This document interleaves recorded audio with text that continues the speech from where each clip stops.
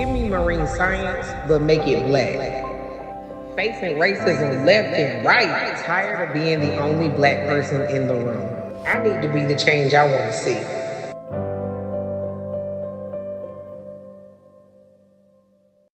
Welcome back to 5 years of BIMS, Waves of Change. And this is episode 4, Making Waves Worldwide.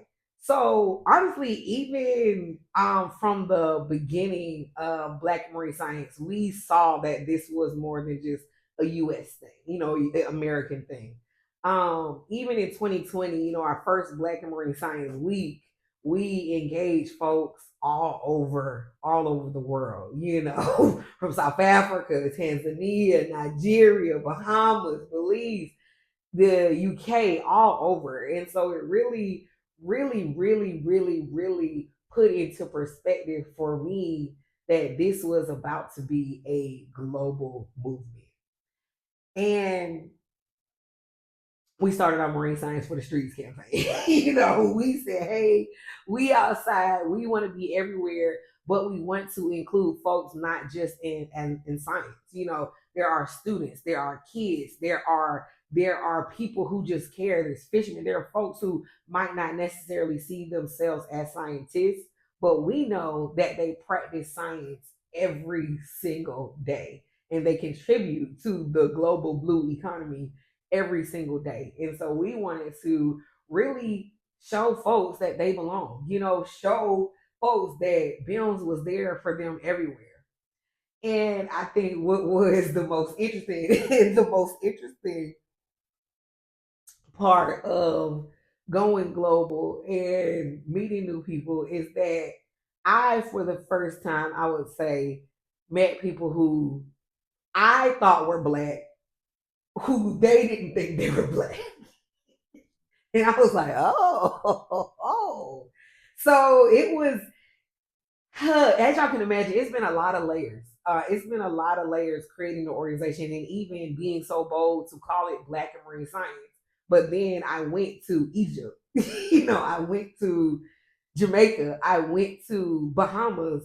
And there were folks there who didn't consider themselves Black. And I had to, take a step back and like, ooh, what's going on? What's going on here? Because in America, you Black, you white, you whatever. But then it went from, being so focused in trying to fight racism, I did slam into colorism. It was like, this is this other word that you hear about a little bit, within races, but like, oh, wow, I was experiencing it firsthand. And really, where I thought I was trying to help, I was actually pushing people out. And it was a huge moment where I had to take a step back again as the leader of the organization and say, well, let me try to break this down. And what I really saw, like I said, was this huge experience of colorism, of people saying, oh, you're calling me Black in Marine Science. You're saying I am a very dark skin tone. I'm a light skin tone. I'm not Black. I'm not Black. I was like, oh, damn. Well, what part of the white supremacy game is this?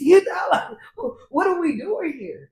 And when I really broke it down, like, hey, Black people, there is a whole variety of different Black people. What we're talking about, even you, light tone, if you don't want to call yourself Black, light tone, you're still not in marine science. You know what I'm saying? If you want to call yourself whatever, Jamaican in marine science, all of this in marine science, Egypt in marine science, you're still not the leaders in marine science.